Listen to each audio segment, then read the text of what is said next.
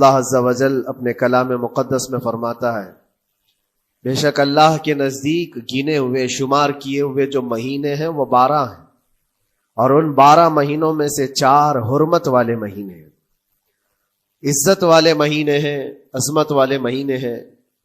وہ 4 مہینے کون سے ہیں؟ مسلسل ترتیب کے ساتھ ذی القعدہ، ذی الحجہ اور محرم، اور 4تھا مہینہ رجب المرجب جس میں ہم اور آپ زندگی گزار رہے ہیں۔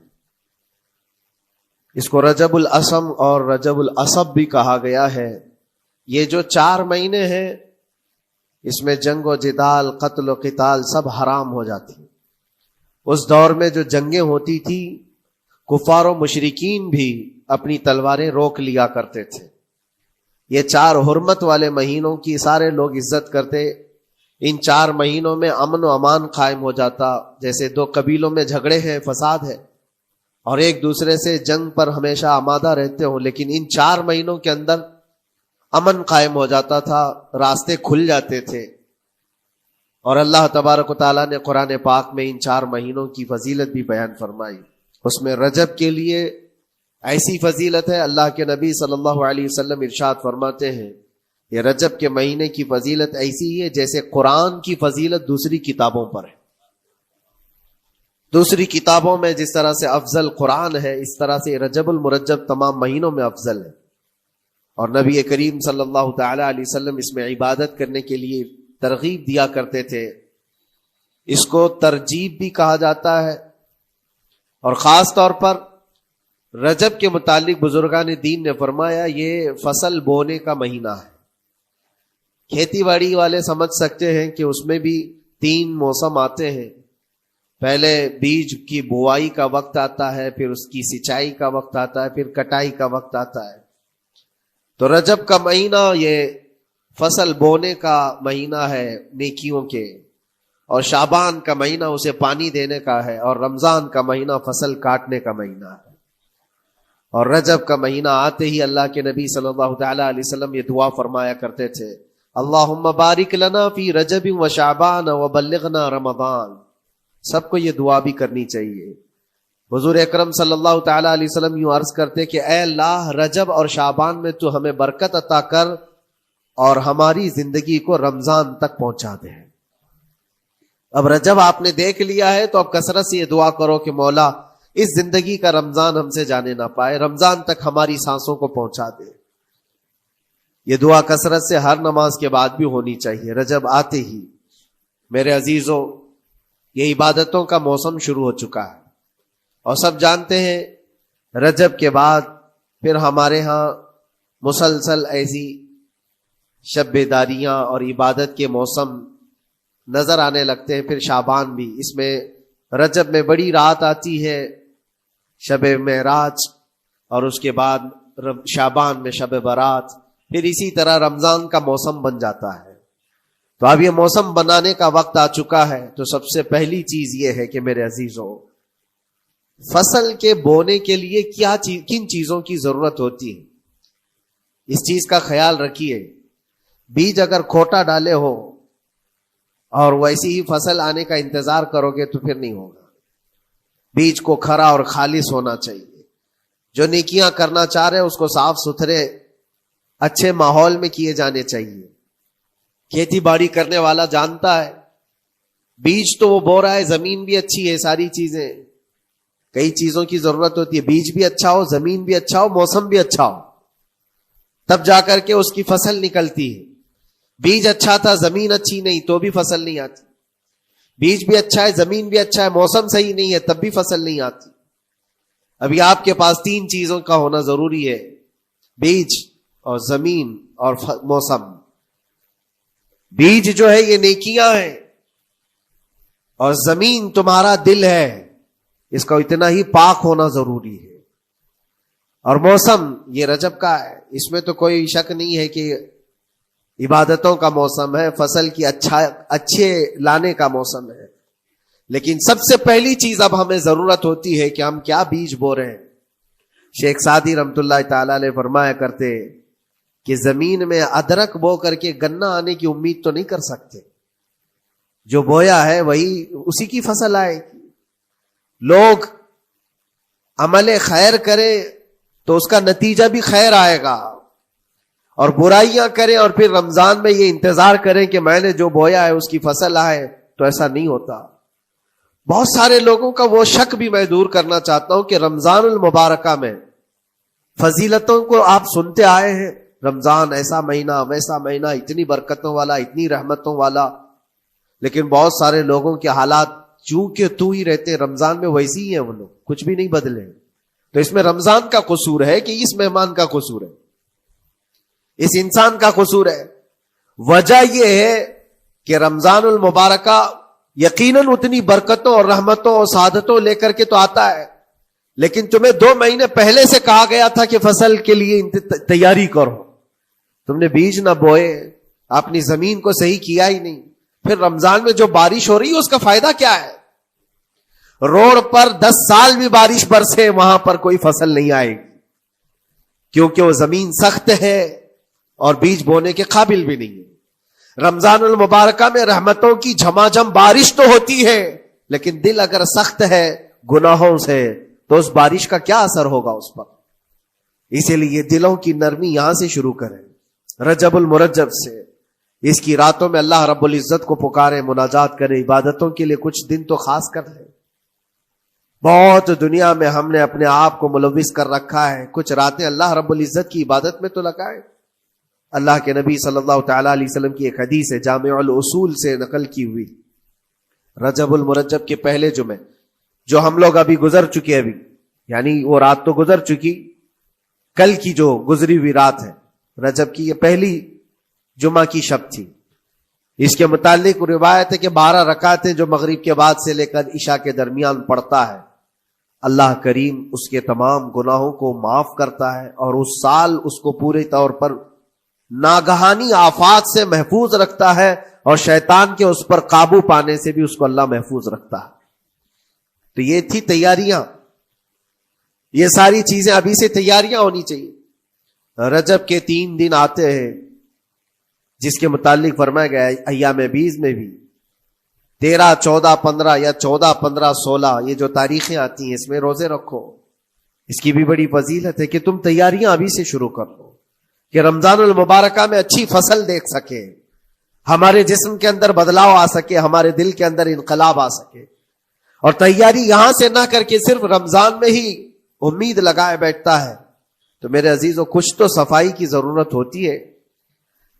آپ نے اگر زمین خریدی کھیتی باڑی کی غرض سے اور گئے، وہاں جاتے ہی آپ نے سوچا کہ اس میں فصل آ جانی چاہیے، تو کسانوں سے پوچھو تو بتائیں گے آپ کو نہیں، زمین کو پہلے صاف کرنا پڑتا ہے، کچرے ہوں گے اس کے اندر بہت سارے، ہل چلاؤ یا کسی بھی طرح سے اس کو صاف کرو، صاف کرنے کے بعد پھر یہ بھی کسان کہتا ہے کہ زمین کو تھوڑا ڈھیلا کر دو، بڑے بڑے ڈھیلے ہوں تو اس کو توڑ دو اور مٹی نرم ہو جائے، اور اس کے بعد پھر کسان کہتا ہے تھوڑا پانی بھی چھڑکاؤ کرو، گیلی ہو جائے، تب جا کر کے تم اس پر بیج بو۔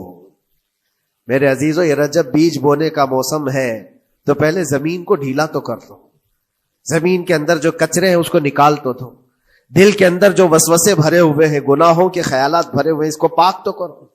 اس کو پاک کرنے کے لیے اللہ کریم کی بارگاہ میں آ کر گڑ گڑاؤ، تمہارا ایک آنسو تمہارے تمام گناہوں کو اور اللہ کی غضب کو ٹھنڈا کر دیتا ہے۔ ہاں، ایک آنسو کا قطرہ تمہارے لیے اللہ کریم ہے، موتی سمجھ کے شان کریمی نے چن لیے قطرے جو گرے تھے عرق انفعال کے۔ امام غزالی رحمت اللہ تعالی علیہ نے لکھا ہے کہ آج اللہ تبارک و تعالیٰ کی رحمت کو اپنی طرف مائل کرنے کے لیے اگر تم کچھ کر سکتے ہو تو بس یہ ہے کہ دنیا رونے اور گڑ گڑانے سے نہیں مانتی، لیکن مولا کریم بندے کے ایک مرتبہ سجدہ کر کے اسے پکارنے سے فوراً قبول کرتا۔ موسیٰ علیہ الصلوۃ والتسلیم اللہ تعالیٰ سے پوچھتے ہیں، مولا جب تیرے بندے تجھے پکارتے ہیں تو اس میں نیک لوگ بھی ہوتے ہیں اور گنہگار بھی ہوتے ہیں، تو کیا تو سب کی پکار کا جواب دیتا ہے؟ توجہ، اللہ رب العزت فرماتا ہے، اے موسیٰ میرے پکارنے والے بندوں میں نیکوکار بھی ہیں، گنہگار بھی ہیں۔ ہاں، نیک بندہ جب مجھے پکارتا ہے یا ربی، تو میں جواب میں کہتا ہوں لبیک یا عبدی، اے میرے بندے میں حاضر ہوں، بتا تیری کیا حاجت ہے؟ پھر موسیٰ علیہ السلام پوچھتے ہیں کہ مولا یہ تو نیک بندہ جب پکارتا ہے تو کہتا ہے لبیک یا عبدی، اور جب گنہگار پکارتا ہے تب کیا کہتا ہے؟ رب تعالیٰ فرماتا ہے جب میرا گنہگار بندہ مجھے پکارتا ہے یا ربی، تو میں اس کے جواب میں 70 بار لبیک یا عبدی کہتا ہوں۔ ایک بار پکارے 70 بار جواب، ایسا کیوں ہے؟ تو فرماتا ہے میرا رب نیکوکار کو اس کی نیکیوں پر بھروسہ ہے کہ اللہ معاف کرے، اور گنہگار کو صرف میری رحمت پر بھروسہ ہے۔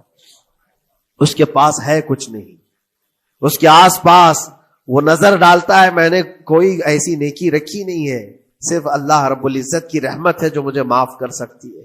وہ مجھ پر یقین کر کے پکارتا ہے، اس لیے اس کے سوال کا میں بار بار جواب دیتا ہوں۔ عزیزان گرامی وقار، اقبال نے سچ ہی کہا تھا، ہم تو مائل بکرم ہے کوئی سائل ہی نہیں۔ یہ رب تبارک و تعالیٰ کی طرف سے ہے کہ اللہ تبارک و تعالیٰ کرم پر کرم کرنے کے لیے موقع عنایت کرتا ہے، یا بندے کو آنے کا موقع ہی نہیں ہے، بندہ آنا نہیں چاہتا ہے۔ اس سے پہلے کہ تمہارے ساری چیزیں بند ہو جائیں، دروازے ختم ہو جائیں، اللہ رب العزت کی بارگاہ میں آؤ اور اسے پکارو، یقیناً یہ تمام چیزیں تمہاری زندگی میں انقلاب لاتی ہیں، بہت بڑی تبدیلی لاتی ہیں۔ عزیزان گرامی، پھر میں یہ عرض کرتا ہوں کہ رجب کے اس مہینے میں دل کو نرم کرنا بہت ضروری ہے۔ دلوں کی سختیاں آج گناہوں کی طرف مائل کرتی ہیں۔ ہمارا دل سخت ہے یا نرم ہے، اس کو پہچاننے کے کئی تھرمامیٹر دیے گئے ہمارے پاس، چیک کرو ہمارا دل کس پوزیشن میں ہے آج۔ امام غزالی فرماتے ہیں 3 علامتیں ایسی ہیں جس سے پتہ چل جاتا ہے انسان کا دل سخت ہے یا نرم ہے، بیمار ہے یا صحت یاب ہے۔ یہ ڈاکٹر لوگ اسکیننگ سے یا سونوگرافی سے نہیں بتا سکتے کہ تمہارے دل کی یہ کیفیت کیسے، اس کو اہل بصیرت سمجھ سکتے۔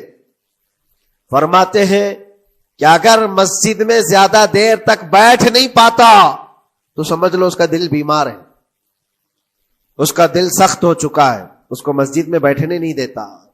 یہی دل ٹیلی ویژن کے سامنے 3 گھنٹے بیٹھے، اس کو کچھ بھی اکتاہٹ نہیں آتی، موبائل پر گیم کھیلتا رہتا ہے، 4 گھنٹے گزر گئے کہ 5 گھنٹے گزر گئے اسے پتہ ہی نہیں۔ آج ایک سروے کے مطابق ہر انسان جو موبائل چلاتا ہے اس میں 18 گھنٹے وہ بزی ہے دن کے۔ کئی جگہوں پر ایسے حالات آئے 18 گھنٹے دن میں ہوتے ہی ہے 24 گھنٹے، جس میں 6 گھنٹے اگر آرام کے نکالے تو باقی پورے 18 گھنٹے کیسے انسان بزی رہ سکتا ہے؟ اس میں کھانا بھی ہے، پینا بھی ہے، حاجتیں بھی ہیں، لیکن سروے کے مطابق یہ بھی بات آئی ہے کہ 18 گھنٹے کنزیوم کرتے ہیں۔ میرے عزیزوں، اس میں کوئی اکتاہٹ اور اس میں کوئی ملال نہیں آتا، بیزارگی نہیں آتی، اور اللہ کے گھر میں یا فرض سے نماز سے ابھی سلام پھیرا کیا کہ بھاگنے کی تمنا ہوتی ہے۔ کئی جگہوں پر تو ایسا ہے، اسی لیے اللہ کے نبی صلی اللہ تعالی علیہ وسلم کی ایک حدیث میں سناتا ہوں، ارشاد فرماتے 2 چیزیں کسی منافق کے اندر جمع نہیں ہو سکتی، 2 چیزیں منافق آدمی کے اندر آ ہی نہیں سکتی۔ وہ کیا چیزیں؟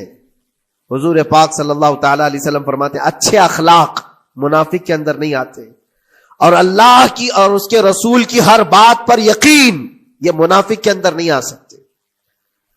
اور منافق کی یہ علامتیں بتاتے بتاتے میرے نبی نے یہ فرمایا، دیکھنا کہ مسجد میں منافق سب سے اخیر میں آئے گا اور سب سے جلدی بھاگے گا، اس کا دل نہیں لگتا، دل سخت ہو چکا ہے، اور بازار میں سب سے پہلے جائے گا اور سب سے لاسٹ میں نکلے گا۔ بازار اس کے دل لگنے کی جگہ ہے، اس کے وہاں پر تفریح کی جگہ ہے۔ اور مومن کی علامت یہ فرمایا کہ مومن مسجد میں جلدی آتا ہے اور دیر سے جاتا ہے، اس کا دل لگا رہتا ہے۔ اور مومن بازار میں لوگوں کے شروعات میں نہیں، اپنی ضرورت کے مطابق گیا اور نکل آیا۔ اور فرماتے ہیں میرے آقا صلی اللہ علیہ وسلم، روئے زمین پر سب سے اچھی جگہوں میں سے کوئی جگہ ہے تو اللہ کا گھر ہے، مسجد ہے، اور سب سے بری جگہوں کے متعلق فرمایا وہ بازار ہے۔ اب یہاں پر دلوں کے متعلق میں عرض کر رہا ہوں کہ کس کا دل کس پوزیشن میں ہے، اسے آج خود آزما لینا چاہیے۔ دوسری علامت، امام غزالی فرماتے ہیں قرآن پاک کھولے گا وہ صفحہ 2 صفحہ سے زیادہ پڑھ نہیں پائے گا، بند کرنے کا دل کرے گا۔ یہ تو چھوڑو اٹھانے کے بعد پڑھنے نہ پڑھنے کی بات ہے، کچھ تو چھونا بھی نہیں چاہتے، اٹھاتے ہی نہیں۔ سال پورا ہو گیا تو قرآن پکڑتے نہیں، تو پھر دل کی کیفیت کیا ہو چکی ہوگی؟ دل کیسا مریض ہوگا؟ بعض لوگ ہم سے یہ کہتے بھی تھے کہ حضرت پڑھنا تو آتا نہیں، کیا کریں گے قرآن کا؟ کہا اٹھانا تو آتا ہے۔ میں نے ان سے پوچھا قرآن اٹھانا تو آتا ہے، جب قسم کھانے کی بات ہوتی ہے تو کیسے قرآن اٹھا لیتے ہو، سر پہ رکھ لیتے ہو؟ اسی طرح سے قرآن کو ہی اٹھا کر کے سینے سے لگا کر اللہ کی بارگاہ میں دعا کرو کہ مولا میرے دل کے دروازے کھول دے۔ اور قرآن کوئی سخت چیز نہیں ہے، اللہ وعدہ فرما رہا ہے ہم نے قرآن یاد کرنے کے لیے آسان بنایا ہے۔ کوئی یاد کرنے والا؟ وہ خود قرآن تمہارے دل میں اتر جائے گا۔ کوشش کرو۔ دل کی بیماری کی 2 علامتیں میں نے بتایا، اگر بیمار دل ہے تو زیادہ یہاں بیٹھ نہیں سکتا اور زیادہ دیر قرآن پڑھ نہیں پاتا۔ تیسری بات فرماتے ہیں کہ تیسری علامت یہ ہے کہ ہمارا دل اگر سخت ہو چکا ہے تو جیب میں پیسے ہوں گے لیکن کوئی مانگ رہا ہوگا اللہ کے نام پر، دینے کی طبیعت نہیں ہے، کہیں دینے کی طبیعت نہیں کرتی۔ اور یہ چیز ہاتھ اٹھانے کو تمہارا دل نہیں کرتا تو سمجھ جاؤ کہ دل بیمار ہے۔ اور دل کی بیماری لے کر کے اگر کوئی رجب میں سوچتا ہے کہ میں بیج بوؤں گا تو کیا فائدے کا؟ زمین سخت ہے، زمین سخت ہے، اور اس پر بارش بھی ہوگی تو کچھ فرق نہیں پڑتا، فصل نہیں آئے گی۔ دل کو نرم کرو۔ اور ایک علامت میں بتاؤں، اور ایک علامت کہ دل نرم ہے یا سخت ہے، اس کی ایک علامت یہ بھی ہے، اللہ کا جب ذکر کرے، جنت کا جب ذکر کرے، جہنم کے عذابات کا ذکر کرے، قبر کے معاملات کا ذکر کرے، حشر کے سوالات کا ذکر کرے، تو اس کی آنکھیں ڈبڈبا جائیں اور آنسو نکل آنے لگے۔ قرآن کی آیتیں سن کر کے اس کا دل ہلنے لگے اور آنسو آ گئے، تو سمجھ جاؤ کہ اس کا دل نرم ہے، ابھی اس کا دل بیمار نہیں ہوا، ابھی اس کا دل بیمار نہیں ہوا۔ لیکن یہاں تو پوزیشن الگ ہے، سچویشن الگ ہے۔ ہم تو پتہ نہیں کن کن چیزوں میں رو لیتے ہیں، لیکن اللہ کا کلام سنتے ہوئے کسی کے کان پر جوں بھی نہیں رینگتی۔ لوگ تو گانوں پر تھرکنے والے اور نغموں پر اچھل کود کرنے والے وجد کی بات کرتے ہیں، لیکن اللہ کا کلام پڑھنے پر کوئی کسی کو وجد کیوں نہیں آتا؟ یہ ایمان کی علامت ہے۔ قرآن میں اللہ نے فرمایا اذا تلیت علیہم آیاتہ زادتہم ایمانا، جب اللہ کی آیتیں ان پر تلاوت کی جاتی ہیں، مومنین پر، ان کا ایمان بڑھ جاتا ہے۔ کیا آپ امام کے پیچھے قرات سن کر کے اپنے دل میں ہلچل محسوس کرتے ہیں؟ سننے کی طبیعت کرتی ہے؟ بلکہ ادھر نماز پڑھ کر کے جانے کے بعد آدھے گھنٹے کے بعد پوچھے آج پہلی رکعت میں کیا پڑھا تھا، دوسری رکعت میں کیا پڑھا، آپ کو پتہ ہی نہیں رہتا، یاد ہی نہیں امام صاحب کیا پڑھ رہے تھے، میں تو دکان کا حساب کتاب کر رہا تھا، کیا خبر ہے کہ انہوں نے کیا پڑھا۔ تو قرآن کو توجہ سے پڑھے ہوتے تو تمہارے دل میں بھی وہ باتیں اثر کر رہی ہوتی۔ میرے عزیزوں، کتنے ایسے لوگ ہیں جو صرف اور صرف قرآن پاک کی تلاوت کی وجہ سے دلوں کو نرم کر دیا گیا ہے۔ میں اسی بات پر آج فوکس کر کے ختم کر دوں گا۔ رجب المرجب بیج بونے کا موسم ہے تو دل کے نرمی کے ساتھ ہی بیج بو، کیونکہ یہ زمین ہے تمہاری، اور زمین نرم نہ ہو تو کتنی بھی نیکیاں کرو کیا فائدے کی۔ دل سخت ہے، گناہوں سے لبریز ہے، اور دل کو نرم کرنے کا علاج 2 چیزیں بتائی گئی، کریں گے انشاءاللہ۔ 2 چیزیں بڑی آسان ہیں۔ اگر دل کو نرم کرنا ہے تو 2 چیزیں فرمائی گئی، کثرت سے قرآن پاک کی تلاوت کرو یا کثرت سے میرے نبی پر درود پاک پڑھا کرو۔ 2 چیزیں کر کے دیکھو، تمہارا دل نرم ہو جائے گا۔ اور بھی دوسری علامت، دوسرے علاج بھی میرے آقا نے فرمایا۔ ایک صحابی آئے تھے، انہوں نے عرض کیا یا رسول اللہ صلی اللہ علیہ وسلم، لوگ آپ کے پیچھے نماز پڑھتے ہیں تو زاروں قطار رونے لگتے ہیں، جب آپ دعا کرتے ہیں تو وہ دھاڑے مار کر کے روتے ہیں، میں کبھی رو نہیں پاتا، میرا رونا نہیں آتا، میں بھی قرآن سنتا ہوں، میں بھی آپ کے پیچھے نماز پڑھتا ہوں۔ تو حضور پاک صلی اللہ علیہ وسلم نے فرمایا تمہارا دل سخت ہو گیا ہے، تمہارا دل سخت ہو گیا ہے۔ انہوں نے کہا کیا کروں، علاج کیا ہے اس کا؟ وہ مسیحائے امت ہے میرے آقا، ہر ایک کا علاج جانتے ہیں، کس کو کون سا علاج دینا ہے۔ نبی پاک صلی اللہ تعالی علیہ وسلم فرماتے جاؤ کسی یتیم بچے کے سر پر ہاتھ پھیرو، اللہ تمہارا دل نرم کرے گا. ان کے لیے وہ علاج رکھا گیا تھا. جس کو جیسا علاج بتایا میرے آقا صلی اللہ علیہ وسلم نے، کسی یتیم کے سر پر ہاتھ پھیرو، دل نرم ہوگا. لیکن دل کے نرم ہونے کے علاج اللہ کے نبی صلی اللہ علیہ وسلم کے شفا خانے میں ہے. ہاتھ سے آپ کثرت سے درود پاک پڑھو، پھر دیکھو آپ کے دل کے اندر انقلاب آتا ہے یا نہیں آتا. آپ کے چہرے کا نور بڑھ جائے گا، زبان کا اثر بڑھ جائے گا، عمل خیر کی طرف رغبت بڑھ جائے گی. کثرت سے جب بندہ حضور پاک صلی اللہ علیہ وسلم پر درود پڑھتا ہے، اس کی زبان سے جھوٹ نکل جاتا ہے، گالی اس کی زبان پر نہیں آ پاتی ہے، کیونکہ وہ پاک کرتا چلا جاتا ہے اپنی زبان کو اللہ کے نبی کا نام لے کر کے. میرے عزیزو، اس میں دقت کیا ہے درود پاک کثرت سے پڑھنے میں؟ آپ جہاں چل رہے ہو، پھر رہے ہو، اٹھ رہے ہو، بیٹھ رہے ہو، انتظار میں ہو، سونے کے لیے جا رہے ہو، زبان ہی تو ہلانا ہے میرے نبی پاک صلی اللہ علیہ وسلم کی بارگاہ میں درود پڑھ کر کے. اور ضروری نہیں ہے کہ بہت لمبے لمبے درود پاک آپ کو یاد کرنے ہو. صلی اللہ علیہ وسلم بھی پڑھ لیا تو یہ درود پاک ہے، یہ درود پاک ہے. یا تو پھر الصلاۃ والسلام علیک یا رسول اللہ کہتا ہے تو یہ بھی درود پاک ہے. درود پاک ہے یہ. اور دل کو جب نرم ہو جائے گا تو انشاءاللہ العزیز آپ اس کے اثر بھی دیکھیں گے.